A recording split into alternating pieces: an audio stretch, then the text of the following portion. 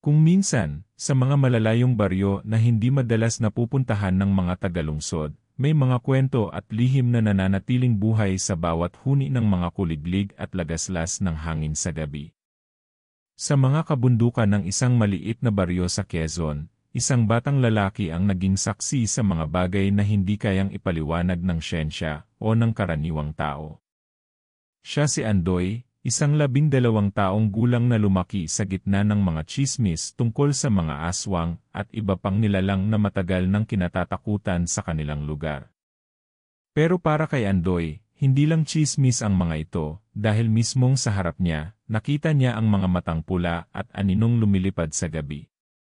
Si Andoy ay hindi tulad ng ibang bata sa baryo.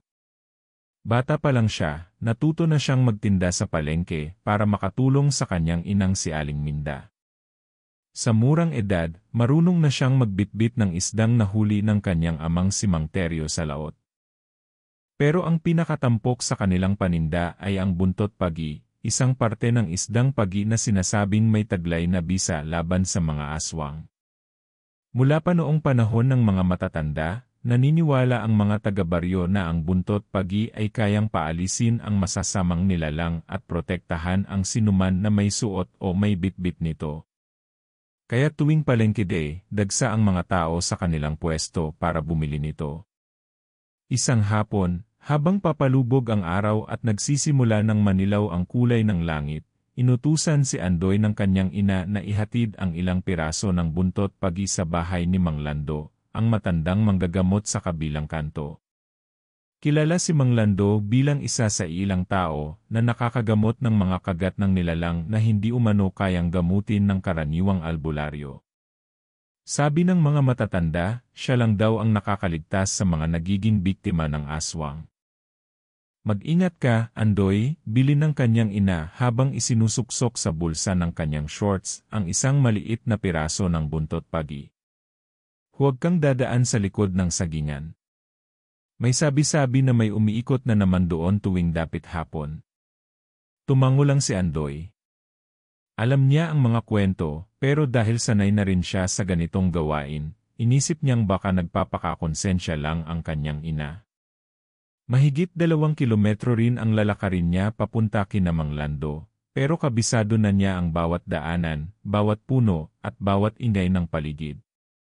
Habang naglalakad, napansin niyang tila mas tahimik ang baryo kaysa karaniwan.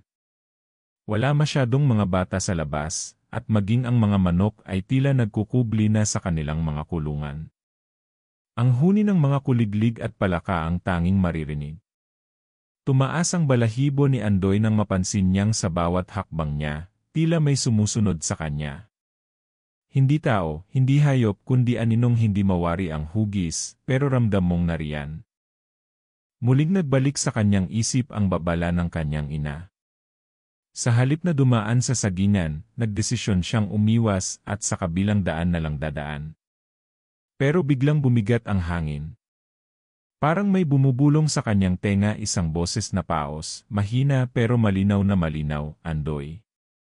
Andoy, napalingon siya, pero wala siyang nakita. Dali-dali siyang tumakbo, hawak-hawak ang supot ng buntot pagi. Nanginginig na ang kanyang mga kamay, pero pinilit niyang lakasan ang loob. Alam niya sa sarili niyang hindi siya dapat matakot. Hindi niya dapat ipakitang mahina siya, dahil iyon ang gusto ng mga nilalang na iyon, ang takutin at lapain ang mga duwag. Nang makarating siya sa bahay ni Mang Lando, agad siyang sinalubong ng matandang lalaki. Halatang kanina pa ito nag-aabang. Buti dumating ka na, Andoy, ani Mang Lando. May kailangan kang malaman tungkol sa nangyayari ngayon sa baryo. Naupo sila sa may maliit na lamesa sa harap ng bahay ng matanda, at inilapag ni Andoy ang supot ng buntot pagi. Pero bago pa man makapagsalita si Mang Lando, may malakas na kaluskos sa likod ng bahay. Parang may mabigat na bagay na bumagsak mula sa puno. Kasabay noon ang tila pag-ikot ng malamig na hangin sa paligid. Mula sa dilim ng kakahuyan, nakita ni Andoy ang 2 matang mapula, nakatitig, nanlilisik, at tila gutom na gutom. Andoy, huwag kang kikilos, utos ni Mang Lando. Kinuha nito ang isa sa mga buntot pagi mula sa supot at itinapat sa direksyon ng mga matang iyon. Bigla itong naglaho, kasabay ng pag-iingay ng mga paniki sa itaas ng puno. Mahalaga ang buntot pagi sa panahong to, Andoy, sabi ni Mang Lando, habang hinihigpitan ang kapit sa supot. Dahil may mas matinding nilalang ang dumarating.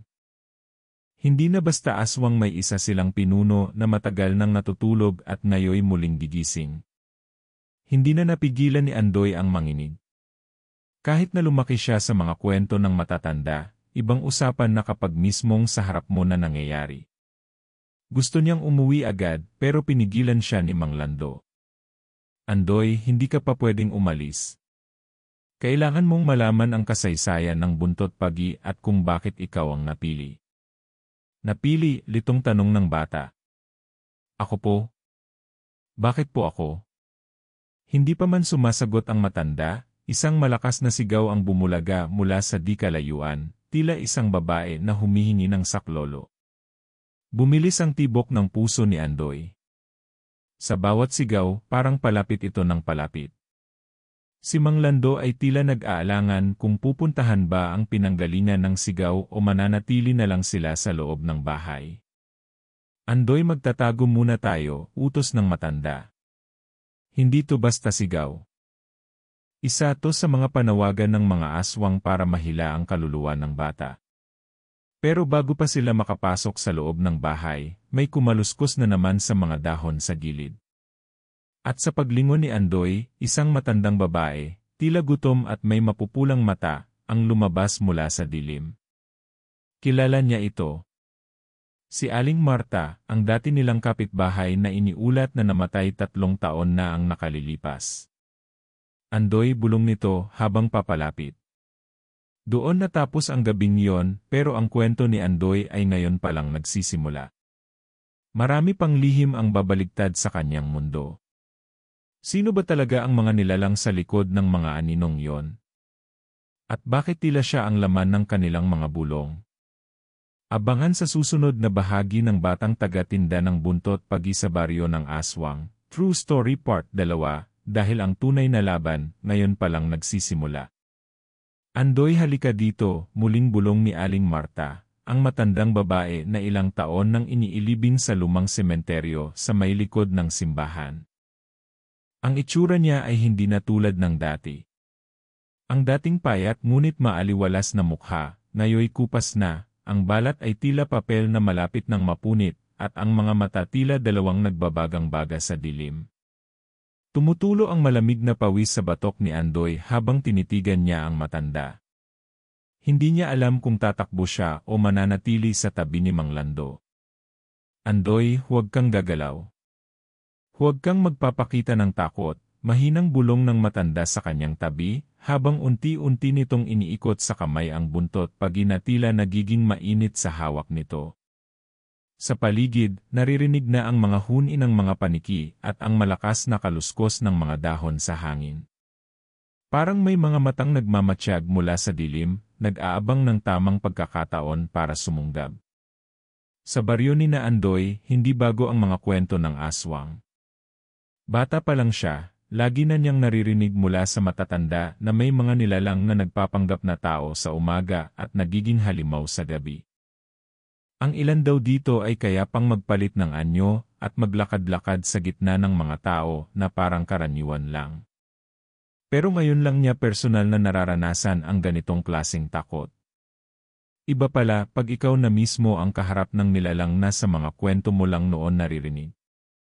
Andoy, ikaw ang kailangan namin, sabi muli ni Aling Marta, habang unti-unting lumalapit. Kumapit si Andoy sa braso ni Mang Lando, ramdam ang mabilis na tibok ng sariling dibdib. Nakatingin siya sa mukha ng matanda, naghihintay ng utos kung anong dapat gawin. Ngunit imbes na kumilos si Mang Lando, bigla nitong binato ang buntot pagi sa harapan ng nilalang. Isang makapal na usok ang biglang lumabas, at kasabay noon, napaurong ang matanda. Hindi pa ito ang oras mo, Andoy, sigaw ni Mang Lando habang mabilis na hinila si Andoy papasok ng bahay. Agad nitong isinara ang pinto at inilagay ang buntot pagi sa may bintana. Dito ka lang. Huwag kang lalabas kahit anong marinig mo. Sa labas, naririnig pa rin ang mahinang boses ni Aling Marta, tumatawag, umiiyak, humihingi ng tulong. Pero alam na ni Andoy, hindi na ito ang dating kapitbahay. Isa na itong nilalang na wala ng kaluluwa. Sa sulok ng maliit na kubo ni Mang Lando, habang nagsisindi ito ng kandila at nilalatag ang mga dahon ng sambong, tinanong ni Andoy ang matanda kung bakit siya ang hinahanap ng mga ito. Bakit po ako, Mang Lando? Ano pong meron sakin? Napabuntong hininga ang matanda at umupo sa tabi niya. May mga bagay na hindi ipinapaliwanag basta-basta, Andoy. Pero mayong nakita ka na nila, wala nang atrasan. Sa baryo natin, bawat pamilya may tinatagong kasaysayan. Ang pamilya ninyo may kakaibang papel dito sa lugar na to, nagkatinginan sila. Ramdam ni Andoy na may mabigat na lihim na matagal nang kinikimkim ang matanda. Unti-unting ikinuwento ni Mang Lando ang tungkol sa isang matandang alamat na nabubuhay sa bawat sulok ng baryo. Noong unang panahon daw, may isang mahiwagang pagi na lumitaw sa ilog tuwing kabilugan ng buwan.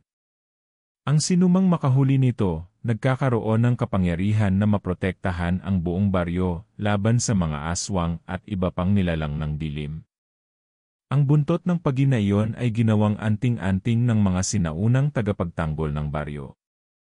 Ang lahi ninyo ang tagapag-ingat ng anting-anting na iyon, Andoy. Ang buntot pagi na nasa inyo ngayon ay bahagi ng mahiwagang pagi na iyon. Kaya hinahanap ka nila. Kasi kapag nakuha ka nila tuluyan na tayong mawawalan ng panlaban. Parang lumubog ang dibdib ni Andoy sa narinig. Hindi niya akalaing ang simpleng pagtitinda nila ng buntot pagi ay may malalim na kasaysayan at dahilan. Naisip niya ang kanyang ama na ilang taon nang nawawala matapos mangisda sa may malayong laot. Sabi ng mga matatanda na lunod ito. Pero may mga tsismis na nakita raw itong isinama ng mga nilalang sa gubat. Andoy, oras na para malaman mo ang lahat, sabi ni Mang Lando. May nilalang na matagal nang natutulog sa ilalim ng sapa, ang pinuno ng mga aswang sa baryong ito. Sila Kambini. Siya ang nagpapalakas sa kanila, at kapag nagising siya, kahit ang buntot pagi, mahihirapan tayong labanan siya. Mas lalong kinilabutan si Andoy. Sa bawat sinabi ng matanda, pakiramdam niya'y lalo siyang nadadagdagan ng bigat sa balikat. Naisip niya ang ina na naiwan sa bahay. Ligtas kaya ito? Wala naman siyang ibang kasama kundi ang pinsan niyang si Lino na minsan nang nagkwento na may nakita raw siyang puting anino sa may puno ng balete. Mang Lando, gusto ko pong umuwi. Kailangan pong makita si nanay. Pero mahigpit ang hawak ng matanda sa kanya. Hindi ka pwedeng umalis ngayon, Andoy. Sa labas, naghihintay ang mga anino. At kapag nakuha ka nila, walang makakapigil kay Lakambini. Habang nag-uusap sila, biglang tumigil ang huni ng mga kuliglig. Napalitan ito ng nakabibinging katahimikan. Isa lamang itong ibig sabihin, may dumarating. Sa labas, may mahihinang yabag ng paa sa damuhan. Isa, dalawa, tatlo, parang may nagpapalibot sa bahay ni Mang Lando. Biglang may kumalampag sa bintana. Isang maitim na kamay, may mahahabang kuko, ang unti-unting naglalapit sa salamin. Muling kinuha ni Mang Lando ang isa pang buntot pagi at itinapat dito. Muling naglaho ang kamay. Pero ilang saglit lang, may boses na namang narinig mula sa labas. Andoy, labas ka na, hinihintay ka na namin, hindi ito boses ng babae, kundi ng matandang lalaki na tila laspag ang boses at puno ng puot. Sino siya?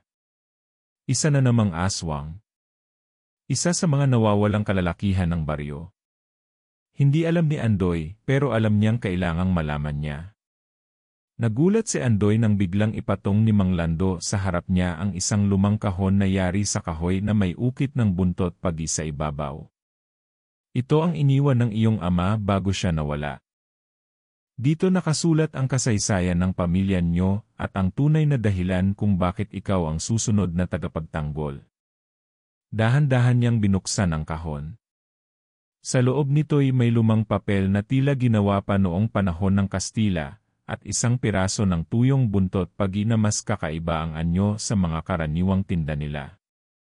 Ibang amoy, mas matapang at tila may buhay.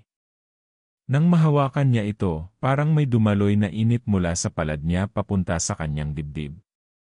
Para bang may kung anong pumasok sa kanya, isang alaala o enerhiya na hindi niya maipaliwanag. Andoy.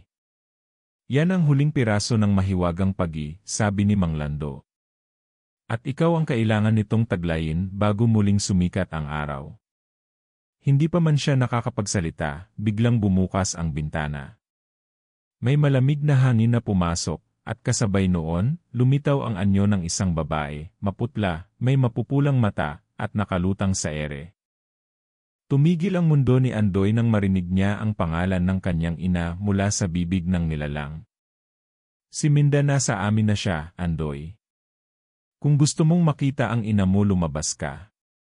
Hindi na niya alam ang gagawin. Tila binabalot ng takot at pag-aalala ang kanyang katawan. Sa isang iglap, alam niyang kailangang pumili siya, manatili sa loob ng kubo ni Mang Lando at sundin ang utos ng matanda o harapin ang nilalang sa labas para iligtas ang pinakamamahal niyang ina. At doon nagtapos ang gabing iyon, sa gitna ng hangin, dilim, at mga matang nag-aabang.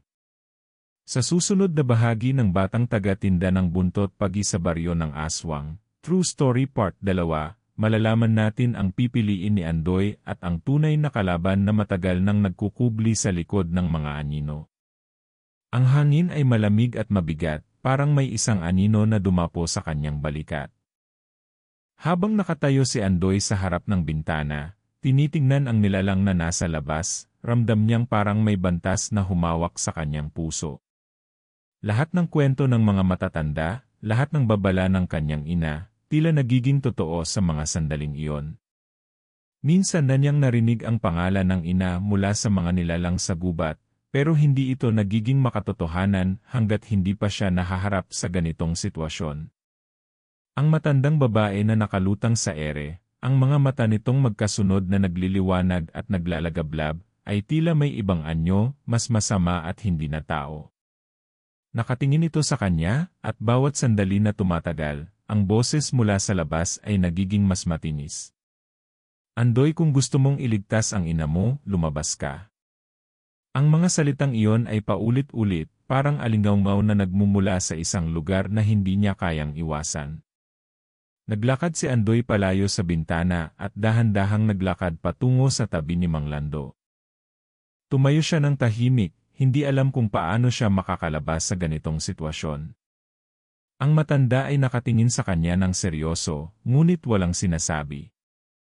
Naramdaman niya ang galit at takot na nagmumula sa kanyang tiyan.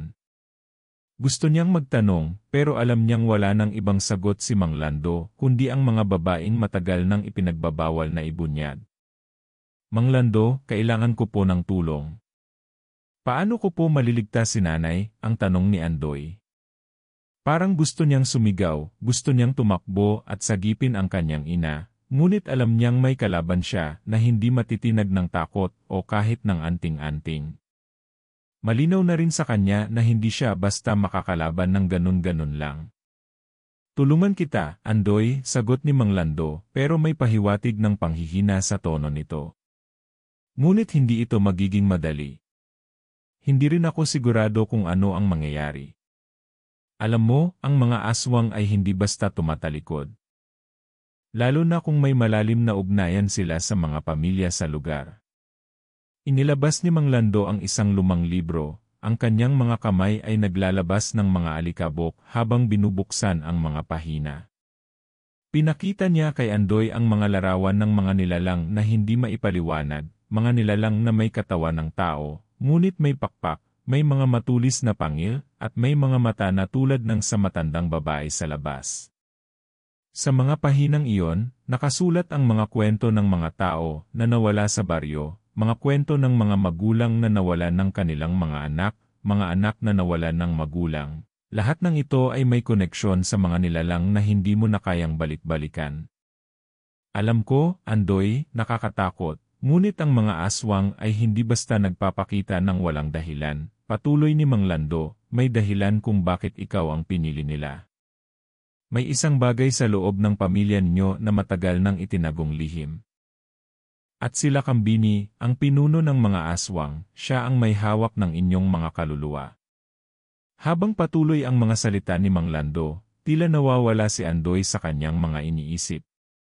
Iniisip niya ang kanyang ina, kung anong nangyayari sa kanya ngayon, at kung bakit kailangang magtago siya sa dilim ng mga nilalang. Hindi ba't kaya niyang iligtas siya? Kung ang buntot pagina ay may bisa laban sa mga aswang, bakit parang hindi siya makahanap ng lakas para talunin sila? Bakit ang takot ay laging nangunguna sa kanya? At sa isang iglap, isang malakas na kaluskos ang nagpagising sa kanya mula sa kanyang pagmumuni. Mula sa pinto ng kubo, may mga anino na nagsimulang dumapo sa sahig. Tumulog ang mga bintana na parang gustong basagin ng mga nilalang mula sa labas. Andoy, narinig niyang muling bumangon ang boses ni Aling Marta mula sa dilim. Nag-aalala kami sayo. Lumabas ka na, ang mga aninong ito ay hindi tumitigil. Tumingin si Andoy sa mata ni Mang Lando at nakita niyang may pag-aalala rin sa mata ng matanda. Ang mga salita ni Mang Lando ay nagsimula ng magbago. Hindi na tayo makalabas, sabi ng matanda. Kailangan mong magdesisyon ngayon, Andoy. Kung pipiliin mong harapin sila, maghanda ka. Dahil hindi mo na kayang lisanin pa ang lugar na ito ng buhay. Hindi pa man natatapos ang mga salita ni Mang Lando, naramdaman ni Andoy ang presensya ng isa pang nilalang sa loob ng bahay. Isang malamig na hangin ang dumaan, at sa isang iglap, isang itim na ulap ang lumitaw sa harapan nila. Tumigil ang lahat ng tunog sa paligid. Ang mga aswang na nagkukubli sa dilim ay nagsimulang magsanib sa isang hugis, at doon, mula sa ulap, lumitaw sila Kambini, isang matandang babae na may malamlam na buhok, at mga matang nangangalit sa galit. Ito na ang katapusan, Andoy, sabi nila Kambini, ang kanyang boses ay parang simoy ng hangin na dumadapo sa kanyang balat. Kailangan mo nang magdesisyon.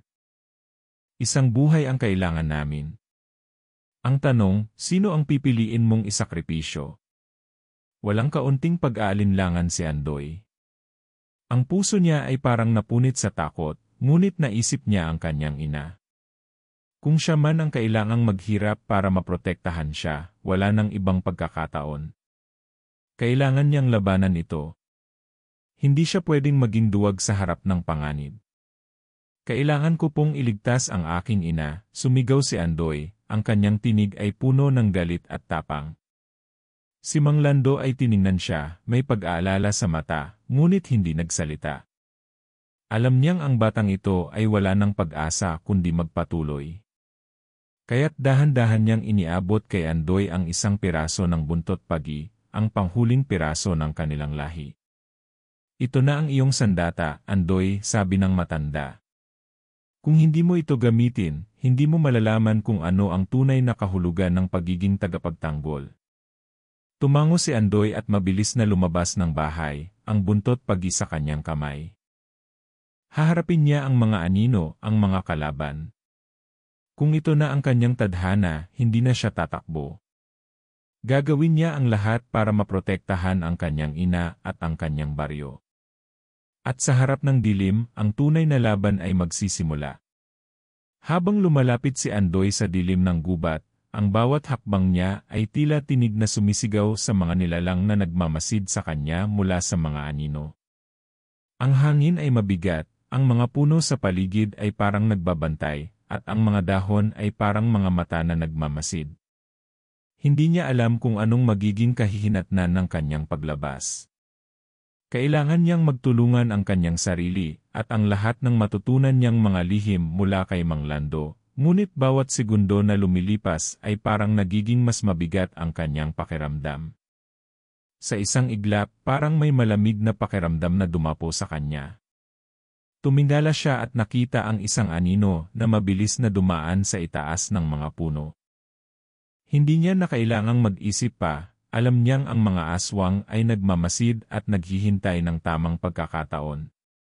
Inilabas ni Andoy ang piraso ng buntot pagi, ang tangi niyang sandata, at hawak ito ng mahigpit.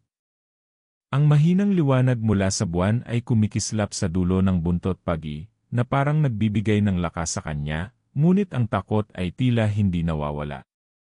Ang bawat tunog na naririnig niya ay may ibang kahulugan, ang tunog ng mga kalikasan, ang kaluskos ng mga hayop, at ang mga tunog na nagmumula sa malalayong lugar. Ang mga mata niya ay patuloy na nagmamasid sa dilim, ngunit hindi niya alam kung saan ito magsisimula. Nagpapatuloy siya sa kanyang paglalakbay, ngunit ang mga aninong sa paligid ay hindi tumitigil sa pag-iwas. Isang matinding hangin ang dumaan, at sa likod ng hangin, narinig niya ang isang boses na parang umuugong. Andoy, tawag ng isang nilalang, hindi makilala kung lalaki o babae. Muling tumigil si Andoy, ang mga mata niya ay mas kumikislap ngayon. Andoy, lumabas ka na. Hindi mo na kayang patagilid ng buhay. Ang boses ay tila galing sa likod, at nang lumingon si Andoy, nakita niya ang isang babae na nakatayo sa gitna ng daan, ang mga mata nito ay kumikislap ng pula. Ang hindi pangkaraniwang hitsura ng nilalang ay nakapagtutok kay Andoy. Hindi niya kayang tumingin ng matagal dahil sa takot, pero kailangan niyang magpigil. Alam niyang may misyon siyang kailangan tapusin. Kaya, hindi siya tumigil sa kanyang lakad. Hindi pa man siya nakalakad ng 3 hakbang, isang matalim na ingay ang dumaan sa kanyang likuran. Tumigil siya sa kanyang hakbang at mabilis na iniikot ang buntot pagi sa kanyang harapan. Nagkaroon ng isang malakas na pagsabog, isang puting liwanag ang pumutok mula sa buntot pagi, at ang nilalang sa likod niya ay natabig ng isang malakas na puwersa. Tumilapon ito, at nang gumalaw ang ulap ng usok, nakita niyang ang mga anino ng aswang ay nagsimulang magsanib at bumangon mula sa ilalim ng mga puno. Isang malupit na sigaw ang dumaan sa kanyang tainga, at sa isang sandali, nakita niyang isa sa mga nilalang ay tumalon mula sa likod ng mga puno. Hindi siya sigurado kung anong klase ng nilalang ito, ngunit ang matalim na pangil nito, at ang nakakasilaw na mata ay nagpapakita na ito ay hindi pangkaraniwang nilalang. Sa bawat hakbang na ginawa ng aswang, ang lupa ay parang nauuga. Ang mga salitang umuukit sa kanyang isipan ay nagsasabing siya ang target. Andoy, hindi mo kaya kami? Sabay-sabay na lumapit ang iba pang mga nilalang na may pangit na anyo, malalaki ang katawan, at may mahahabang pangil. Tumindig ang balahibo ni Andoy. Bawat isa sa kanila ay may nakakatakot na itsura, at ang kanilang mga mata ay naglalabas ng liwanag, tanda ng matinding puot. Nagpatuloy ang takbo ng oras, ngunit sa bawat hakbang, parang mas lumalaki ang dilim. Ang mga mata ni Andoy ay patuloy na nagmamasid sa paligid, ngunit ang mga nilalang ay patuloy sa kanilang mga galaw. Sa bawat sandali, nararamdaman niyang lalapit ang mga ito, tulad ng mga anino na hindi siya matatakasan. Ang hangin ay lalong tumindi, at ang mga mata ng nilalang na naglalakbay ay nagpapakita ng kanyang mga takot at pangarap. Lahat ng kanyang naisin ay nahulog sa dilim. Hindi nagtagal, sa kabila ng lahat ng ito, naramdaman niyang ang kanyang mga hakbang ay may matinding takot na nanggagaling sa kanya. Tumayo siya at sinubukang muling gumalaw. Kung makaligtas siya ngayon, magtatagumpay siya. Ang mga anino ng aswang ay patuloy na naglalakbay, at kung hindi niya sila haharapin ng tapang, tiyak ay malulunod siya sa mga takot na ito. Nang makarating siya sa isang maliit na bukirin, ang liwanag ng buwan ay sumikat sa langit. Kakaibang sinag ng buwan ang tumagos sa bukirin na nagbigay liwanag sa paligid. Isang humahabang dilim ang humaplos sa paligid ng puno, at naramdaman niyang ang mga nilalang ay nagsimulang magtipon. Ang buntot pag ginahawak niya ay tila nagbigay liwanag sa kanyang kamay, isang liwanag na nagbigay ng lakas sa kanya.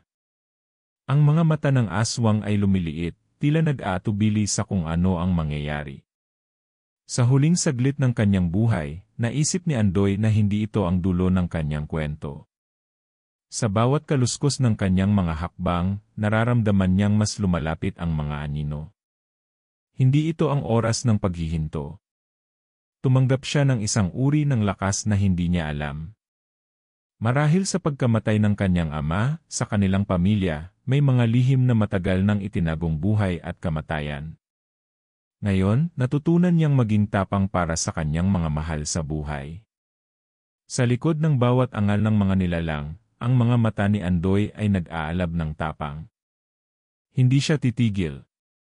Haharapin niya ang dilim.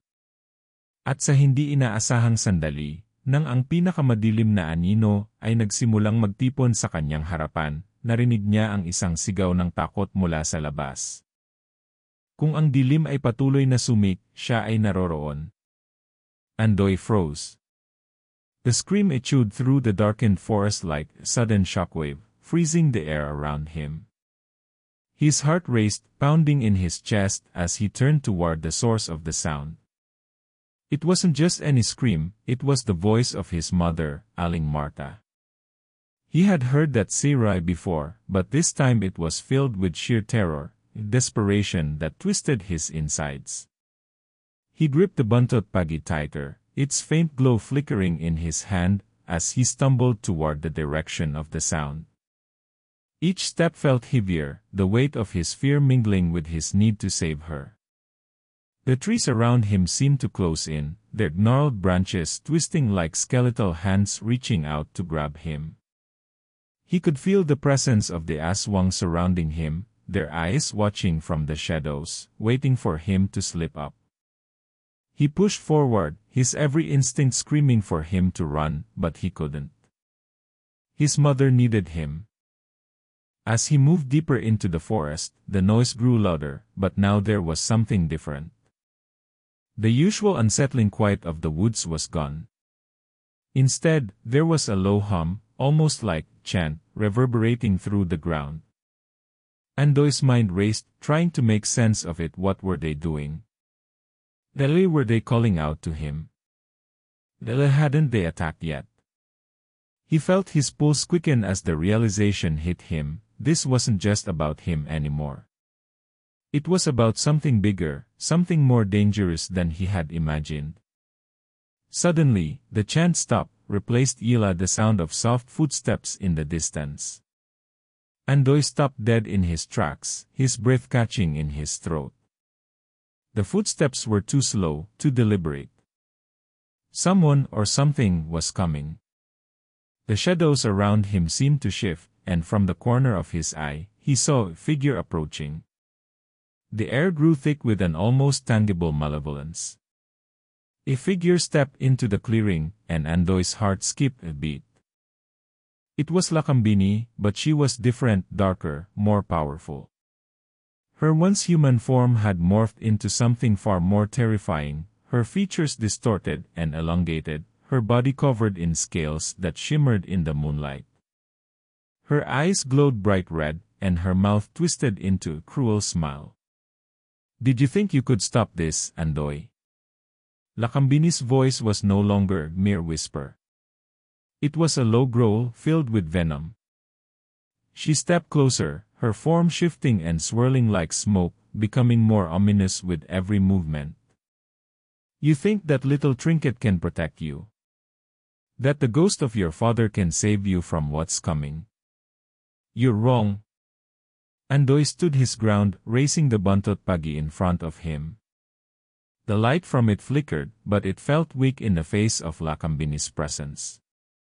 She was far more powerful than he had anticipated. His mind raced, but for the first time, he felt an overwhelming sense of dread, his mother's cries growing distant as the forest seemed to close in on him.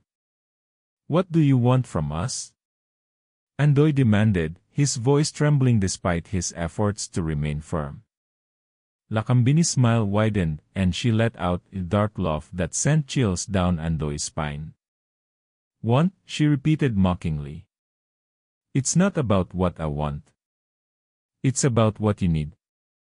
What your family needs. You've been playing a dangerous game, Andoy. A game you're not meant to win. With a swift motion, Lakambini raised her hand, and the ground beneath them trembled. Andoy stumbled backward as the forest around them seemed to distort. Trees bent unnaturally, and the air thickened with an overwhelming pressure. From the corner of his eye, he saw shadowy figures materializing in the darkness, more aswangs, each one more grotesque than the last. Do you really think you can defeat us? You, a mere child with no understanding of the power you're facing. Lakambini continued, her voice dripping with disdain. This forest is our domain. Your family's bloodline has been marked for generations. You cannot escape what is inevitable. A rush of anger surged through Andoy. He had come this far, hadn't he? He couldn't let fear win. He couldn't let his mother die, not after everything they had been through. With a sudden burst of strength, Andoy lifted the buntot pagi higher, its light growing brighter. The shadows recoiled slightly, but Lakambini only smirked. You think that thing can save you? Lakambini hissed. You really have no idea what you're dealing with. Do you know, Valerie, we've been after your family all these years? Do you know what your father was hiding? Andoy's mind spun. His father had been keeping secrets. But what secrets? Hadn't he told him? The sudden weight of the revelation hit him hard, like a wave crashing over him. What had he gotten himself into? What had his family been a part of that was so dangerous? Lakambini's eyes glowed brighter as she took a step closer. Your father, Andoy, was not just any man. He was a key. A key to something much darker, something more powerful than you could ever understand. And now, with him gone, his bloodline is the last piece we need. Andoy's heart sank. His father had been more than just a simple man of the village. He had been involved in something far more sinister, something connected to the Aswangs and their dark powers. The realization hit him like a punch to the gut. His father hadn't just protected them from these creatures, he had been hiding something from them all along. No, Andoy whispered, his voice breaking. You're lying. Lily, father wouldn't, Lakambini's slaughter cut him off. You think I'm lying? Your father made a deal with us, Andoy. A long time ago. He agreed to the blood pact, just as his ancestors did before him. It was the only way to protect your family, but now, the deal has come to an end. The price for your father's betrayal is now due. Andoy's head spun. The words didn't make sense, yet deep down, a part of him knew it was the truth. His father's disappearance, the strange occurrences in the village, his mother's warning, it all pointed to one dark, unshakable truth. His father had made a pact with the Aswangs. A pact that now demanded a payment. But the horror didn't end there. Lakambini raised her hand again, and the earth began to tremble more violently. Your mother, she said with a weak smile, is already ours. She's the final piece.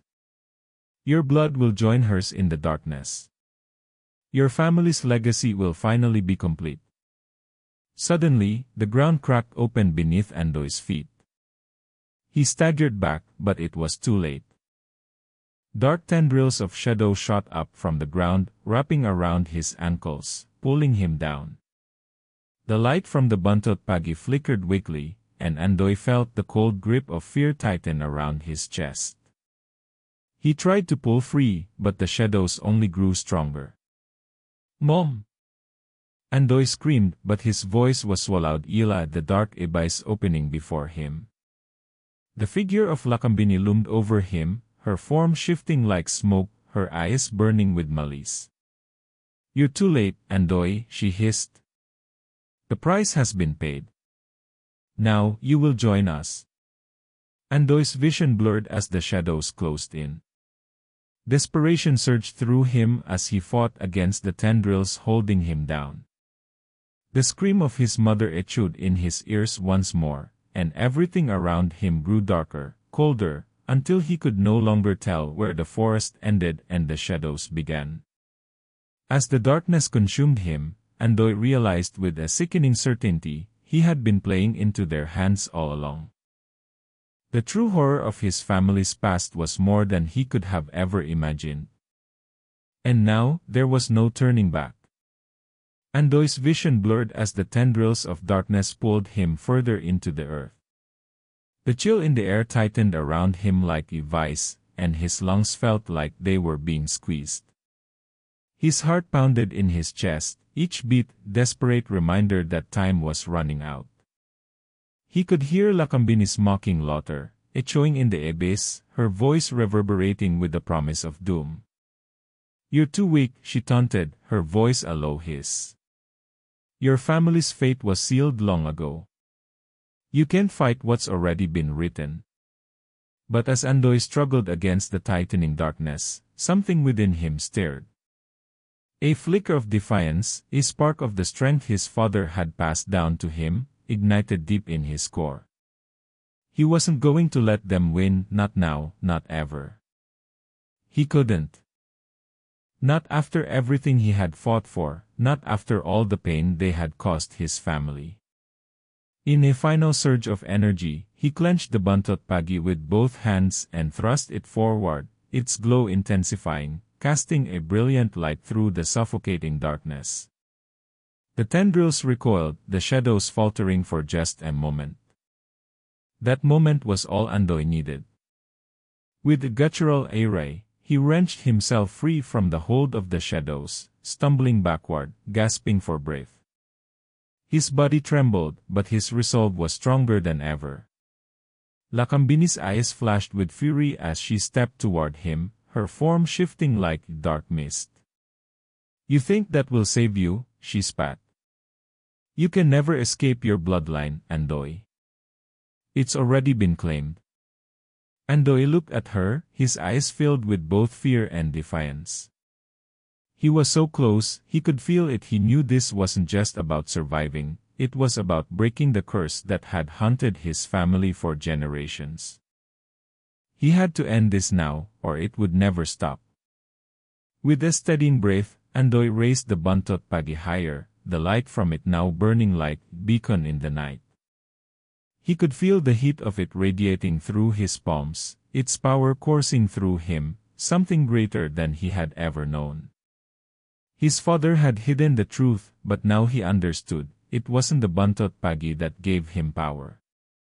It was the strength of his ancestors, the resilience that had been passed down through generations, hidden within him all along. "I won't let you do this anymore," Andoy said, his voice steady and filled with conviction. "I'll end the curse here and now." Lakambini's eyes flickered with uncertainty, but before she could react, Andoy lunged forward, plunging the buntot pagi into the earth at her feet. A surge of energy erupted from the point of contact, an explosion of light that made the ground tremble beneath them. The forest seemed to scream in agony as the shadows recoiled, the aswangs writhing in the light. For the first time, Lakambini looked uncertain, her form flickering like a dying ember. You cannot, me." But her words were cut off as the light from the buntot pagi intensified, engulfing the entire clearing. The ground beneath them cracked open, and the aswangs howled in pain as they began to disintegrate, their dark forms turning to ash. The forest around them, once alive with dark magic, seemed to burn away, the oppressive weight of it lifting. Andoy watched in awe, his heart pounding with both triumph and disbelief. It was working. The curse was finally breaking.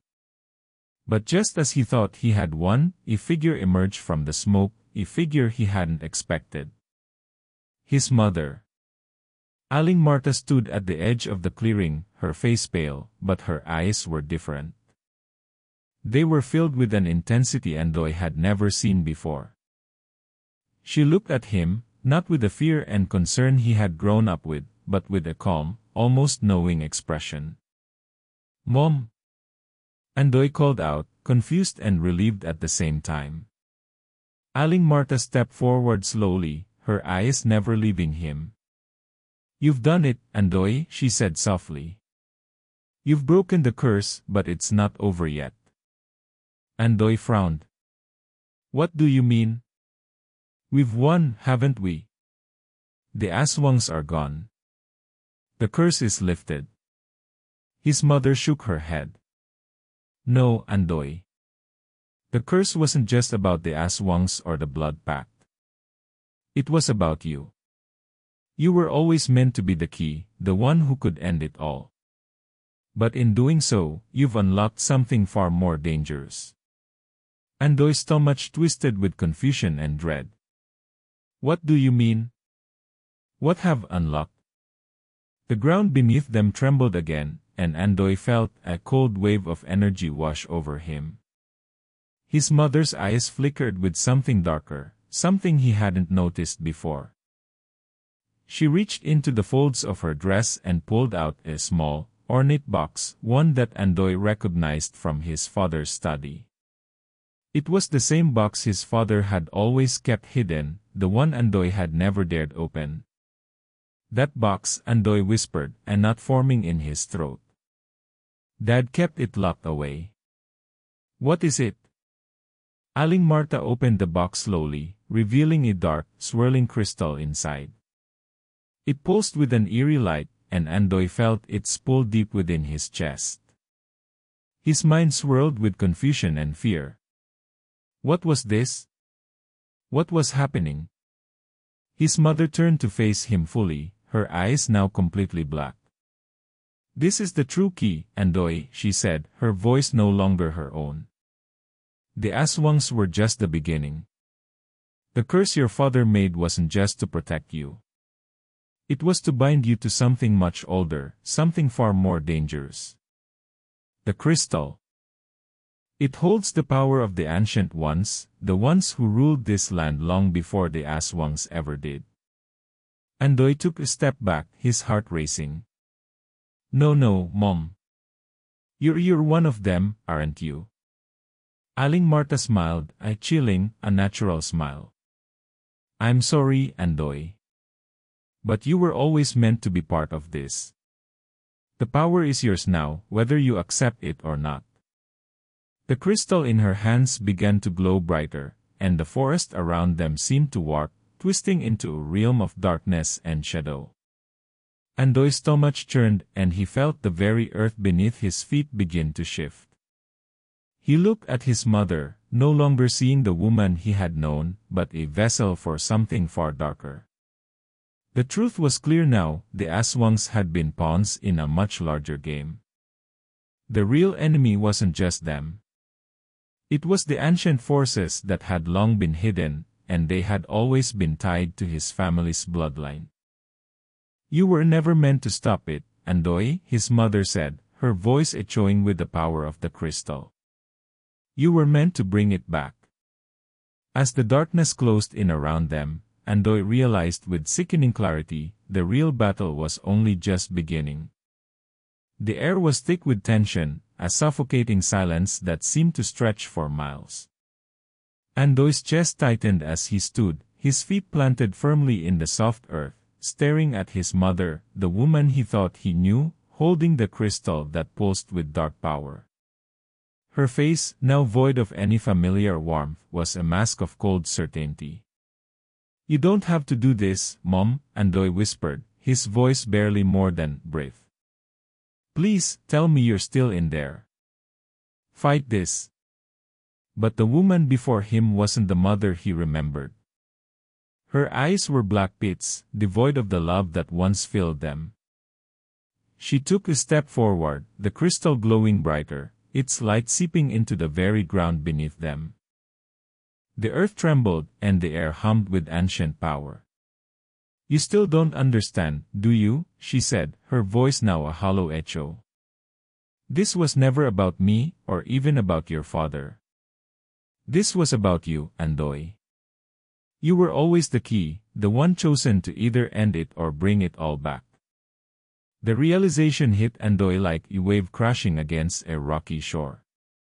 His father had known. All along, his father had kept him in the dark, not just about the Aswangs, but about his true purpose. His bloodline wasn't just cursed, it was destined to reignite something far worse. His heart pounded, and his mind raced, trying to grasp the enormity of the situation.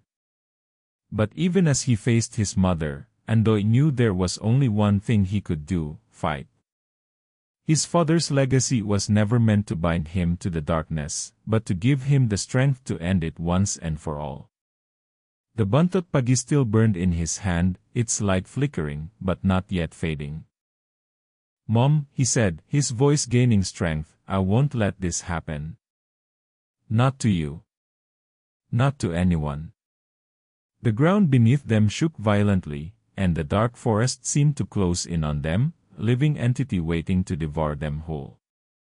But Andoy stood tall, the light of the buntot pagi now radiating brighter than ever. He felt the weight of his ancestors' power coursing through him, the strength that had been passed down to him through generations of blood and struggle. He wasn't alone in this fight. With a fierce shout, Andoy lifted the buntot pagi high above his head, the light blinding in its intensity. The crystal in his mother's hands crackled with dark energy, and for a brief moment, he saw her falter. Was it a glimpse of the woman she once was? Or was it simply a trick of the shadows? Andoy didn't wait to find out. He charged forward, his heart burning with determination. He had to stop this. He had to save her, and he had to break the curse that had haunted his family for generations. As he closed the distance between them, the crystal's light flashed in a blinding burst, and the world around them seemed to collapse into darkness. Andoy felt sharp pain in his chest as if the very air was being sucked from his lungs. The shadows reached for him, wrapping around him like icy chains, but he fought through it, pushing forward with all his strength.